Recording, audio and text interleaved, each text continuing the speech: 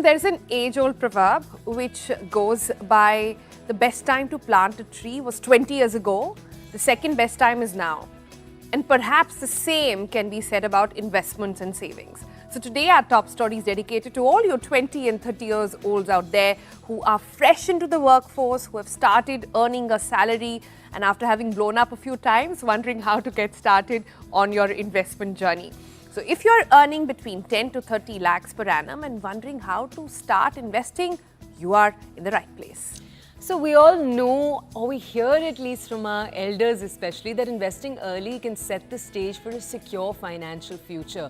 But there are so many options, there's endless advice, and this financial bracket is often the bracket that feels, why spend that little money in investing and getting someone to give me advice? Why don't I try myself? And then there are those many options that you get a little scared by. It's hard to know who to trust, which path to follow. There's so much advice that you can find online. Stocks, mutual funds, real estate, fixed deposits.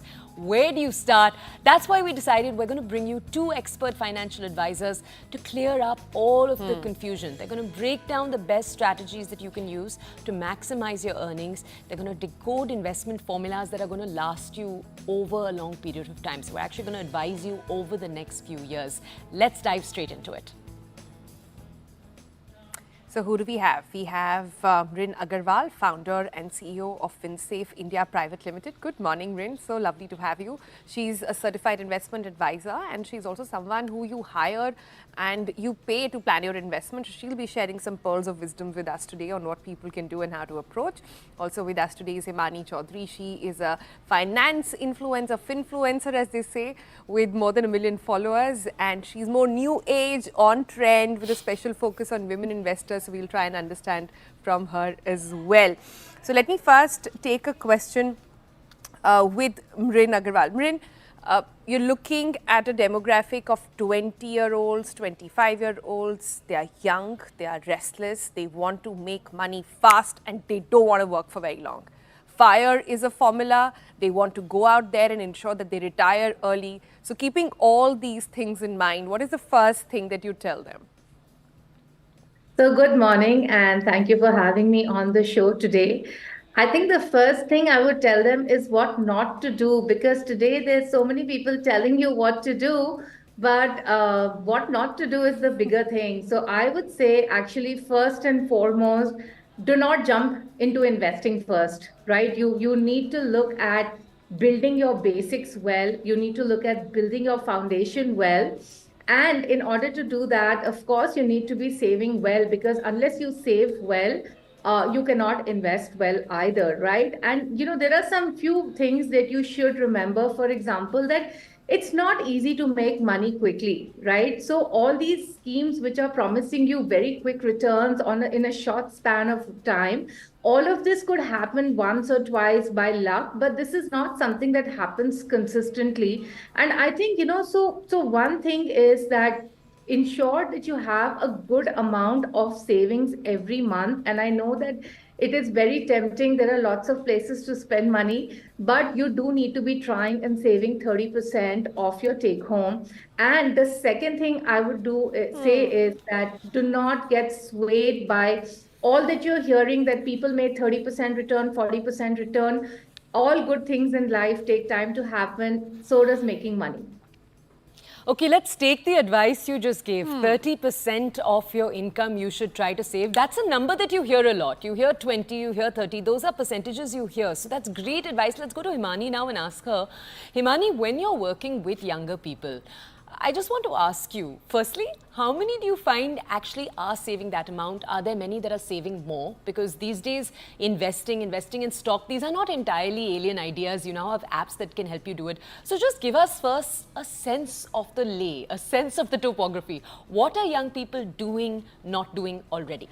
So first of all, Toya and Sonal, thank you for inviting me. With the young people, what happens is when you've just started earning, you have freedom to spend the money, you are in a different city, parents are not there to bug you, you don't have to ask money from them, and you're in a different city, you're just enjoying. So in the initial 2-3 years, they do tend to spend more and save less.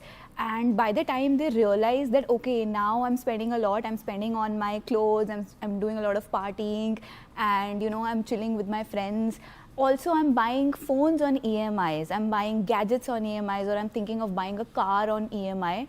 Even though my income doesn't match that requirement, that is when they start thinking, okay, now my saving is zero, I've blown up my account, I don't have any money, what should I do? And then they think about investing, but then they don't think about long-term investment. They will first of all think about getting high reward for high risk, and their focus will be on high reward, not on high risk.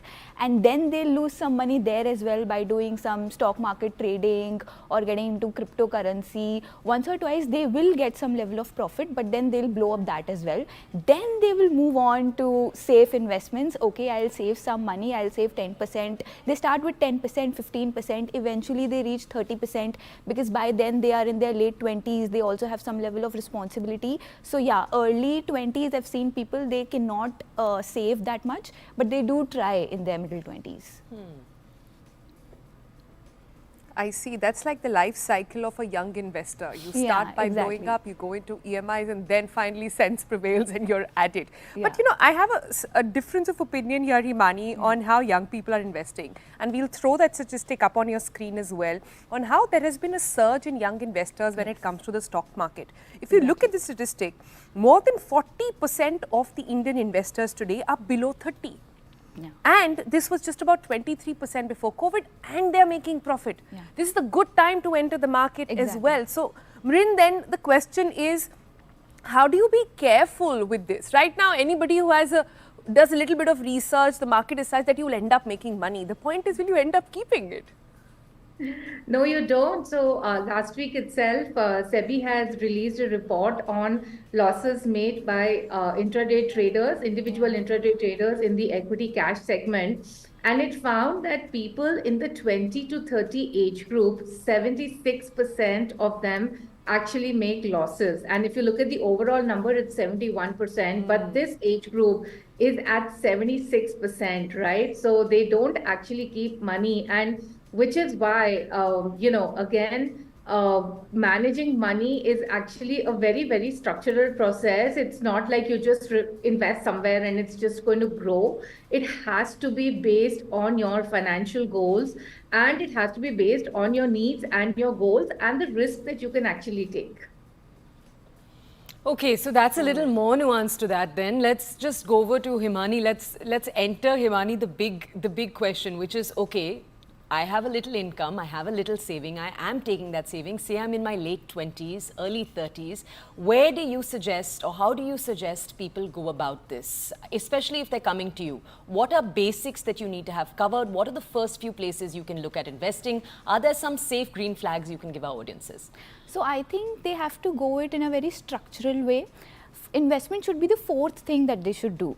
I have a method called the LE method, where E stands for emergency fund, H stands for health insurance, L stands for life insurance, and then I, that is investment. So why E, emergency fund? Because you remember COVID, right? You remember what happened. People were laid off, their salaries were cut, they were not given bonuses, and they had to still manage their finances within that money.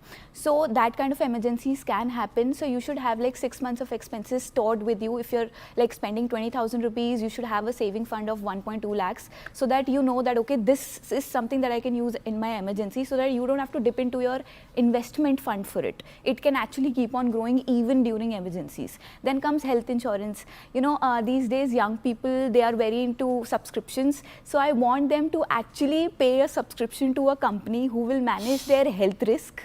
Okay, they will manage everything for them. If you want to go for a surgery or an accident happen, or you get an illness, then at least the health insurance will be there to cover your money.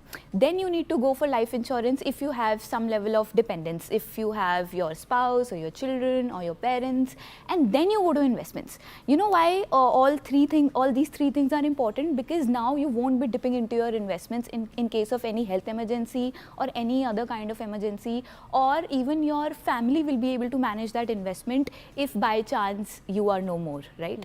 So when it comes to investments, like ma'am said, that they need to focus on creating their goals, 3-year goals, 5-year goals, 7-year goals, 10-year goals, and basis those goals, they can start investing. But it gets very boring for them. When I tell them, okay, you need to think about your goal, they'll be like, I don't know when will I get married, I don't know if I want to have children. right? And also I want to retire early. So I know a little bit, but I don't have a lot of clarity. That is when I tell them, okay, but you do know this, that you need to have the level of return which is greater than inflation. Yes, this much I know. This much I know that, okay, I need to invest such that my return is greater than inflation. So in that manner, what they can do, either they can create goals, and then for each goal there will be different level of investments. Mutual funds will be required, FDs will be required, right? And if you don't know your goals, then you can do the 100 minus age rule. So with 100 minus age rule, what you can do, if you're 30 years old, then 30%, 100 minus 30, 70% you can invest in safer investments, which will be your EPF. If you are already doing a job, you can invest in EPF, PPF, FDs. Then you can also invest in bonds. And then the rest, that is 70%, you need to invest in equity and gold. And then within equity also, there will be different categories. You can invest in multi-cap, where they are investing in big companies also, medium-sized companies also, and then smaller companies also. You can invest in mid-cap funds, large-cap funds. So these are the different level of funds that you can have in the 70% of your portfolio. And also within that 70%, 10% you can have in gold. This is something that I can tell them that, okay, in initial phase of your investment journey, you don't know, you don't have the hang of it. So just go with this rule, and then eventually you can change the percentages as per your requirements, and probably you will even know about your goals as you go. So yeah, that's what I usually tell them. Yeah. Let's look at the basket of investments available to a young person today. And Rin, can you throw some light on that? When you have a buzzing and a booming stock market, you have mutual funds which will match sometimes or not. You have fixed deposit, you have real estate. Now, a lot of people are investing in gold. A lot of people are also investing in stocks abroad. With that kind of basket available to us, what is generally your advice for young people? So what I would say is that remember, retirement or early retirement is always a goal that everybody has, right? And hence to start. So once you've taken care of your contingency planning, as Himani talked about it, which is emergency cash and life insurance, the first thing that you really need to look at is your retirement planning. And whether you like it or not, the earlier you plan, the better it is, because every 5 years that you actually delay investing for retirement, the amount that you have to invest is going to double, right? And there's a very good scheme known as the National Pension Scheme that is available to save for retirement. It's extremely low cost. You can take equity exposure out there as well. And that should help you build a good retirement corpus. Next, when it comes to your different financial goals, even if you don't have any specific goals, whenever you're investing money, so if people don't have goals, this is the next question that I ask them, that, okay, for this pot of money that you're investing, how long do you think you can hold this on for? Because it's only when you know the time period that you can hold the investment that you can actually choose the right investment. And you know what? There's nothing known as the best investment. The best investment is the one that's going to suit your time frame and your risk. So for example, if you're looking at investing for periods up to 3 years, you need to look at things like fixed deposits or fixed income schemes like debt funds, for example. If you're looking at slightly longer term, which is, let's say, 5 to 7 years, you can consider balanced investments, which is a combination of stocks and bonds. Of course, these are balanced mutual funds that I'm talking about. And if you have a time frame of above 7 years and above, that's when you need to look at equity investments. So be very, very clear about your time period of time. There are a lot of people who are investing into equities for 2 to 3 years, looking at the last 2 year returns. But equities can be really volatile. And the thing that you should remember, we've only seen the good times right now, and public memory is always short, right? So remember that when you're investing in equity, look at long term and look at mutual funds. And why not stocks, or why not foreign stocks, for example? Well, firstly, for foreign stocks, the tax compliance, the ITR filing is extremely complex, right? And you have a easier way to invest through mutual funds. Now, I don't also recommend direct stocks, because there are more than 5,000 stocks. How do you figure out what to buy, when do you exit? And how do you keep up with the changing market trends as well, right? So when you have a simple instrument like a mutual fund, which is highly regulated, managed professionally, has a whole lot of tax benefits, then why try to do this yourself? And remember, this is not your main job, right? Your job is something else, and that's what you Yeah. need to be excelling towards. So these are a few things. I would always say that the last thing that I would like to say is that if you're not sure about which fund to get into, a simple Nifty 50 index fund is a good way to start your equity journey. Yeah. Okay. Let's just take that. Himani, tell us if you're earning, because I want to really, let's go to the first question here. If you're earning 80, 90, 1L and you're only managing to save, for example, 20K, 25K in that amount. Question one, would you suggest going to a financial advisor in that amount? Would you suggest someone educating themselves on the internet, trying to get their own knowledge and making their own start? Well, I think, like ma'am said, they can start with index investing or Nifty 50 investing, but eventually they should go to a financial advisor, a SEBI registered financial advisor, or at least go to a mutual fund distributor, because they are the professionals. Let them deal with the work that they are expert at. If you are going to manage your money, okay, right now you're saving 20,000 rupees, but in a year that 20,000 rupees grows, right? So eventually you will be investing a lot of money in the next 5 to 10 years, and the investment planning has to be long term. Like ma'am said, you need to know what your short term goals are, long term goals are, medium term goals are. I understand that going to a financial advisor and then paying the fee is not in the Indian culture, because we don't accept to pay money for financial advice. What we want is someone to give us advice, and we can do it on our own. So they have to be aware. They can use YouTube, they can use Google, they can use Instagram for financial education only, but they should actually go to the experts for managing their own money. But essentially they should also go there with the preemptive knowledge, so that they know what the financial advisor is talking about. Because even within financial advisors, there can be possibility that the other person is just trying to take money from you, and is actually not giving you the type of investments that will lead you to achieve your own financial goals. So you should be aware, A, by doing all the research by yourself, and then go to a financial advisor to meet your investment goals. But that is something, people don't do it. People will say, okay, I'll do it on my own only. They'll watch 2-3 YouTube videos. Yeah, because your parents will end up saying there is some chacha, there is some uncle somewhere who will give you the best investment tip, and best to sort of follow them and not And go these to an days, advisor. Sonal, it's the That's how it opposite generally happening. works. Yeah. They are telling, no, this YouTuber told me this stock, this YouTuber told me this mutual fund. Mom, dad, you don't know anything. I'll tell you where to invest. Yeah, but Himani, I have to ask you this. You interact with a lot of these young investors. What is the most bizarre request that you've got on in terms of goals that they have, and what has been your advice to that? Retiring early in their 30s is, I think, like, what do you want to do after your 30s, bro? Like, what is your plan?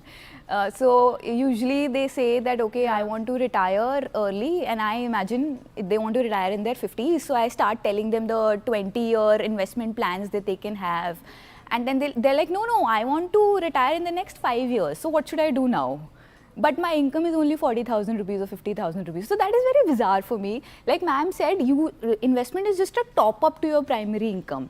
You eventually will need to increase your income, whatever it is that you are earning. But they think that by investing in a stock or by investing in cryptocurrency or by doing intraday trading, I will become like a multi-millionaire. And if Himani is not able to give me that information, she doesn't know anything. I know everything. So that is the kind of bizarre request that I get.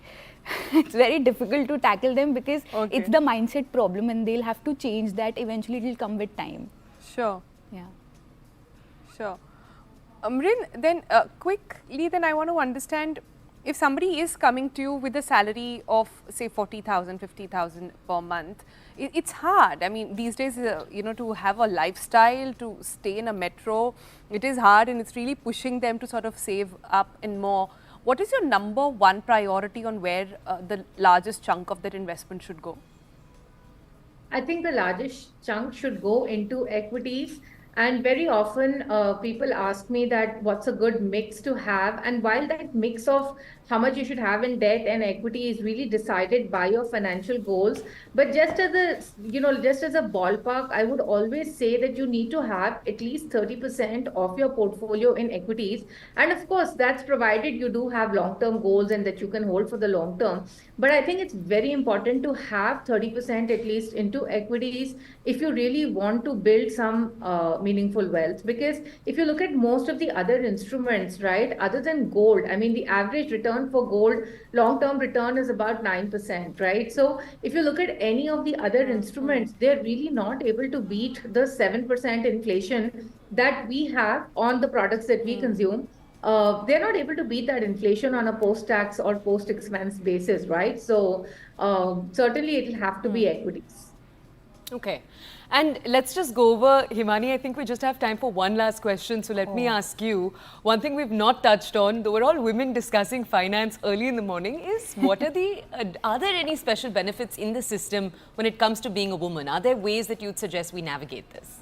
Yes, I think when we spoke about health insurance or even life insurance, these days the insurance companies want to have more women customers, right? So they are actually providing women customers 10 to 15% discount on premiums. And if you are in your early 20s and you're getting that, you're already getting life insurance and health insurance at 600 to 700 rupees per month, plus you're getting the 10 to 15% discount. So I think within just 5 to 600 rupees, you can share your health risk and you can share your life risk with those companies and enjoy the benefits. Because if you're going to get that in your 30s or in your 40s, you're definitely going to be paying more than 3,000 rupees a month.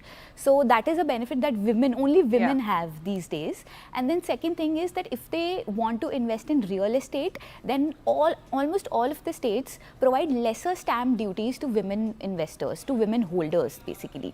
So for example, in Delhi it will be different. There will be a 2 to 3% gap, and when you talk about in crores, that 2 to 3% gap is huge for women. So I think these are the two benefits that women should take advantage of if they are going to buy a house in future.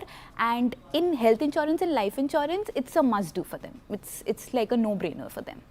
It feels like we've only just scratched the surface this morning of a much, much deeper discussion. But Mrinal, Himani, thank you so much for joining us, for giving us this opening into a much, much deeper topic.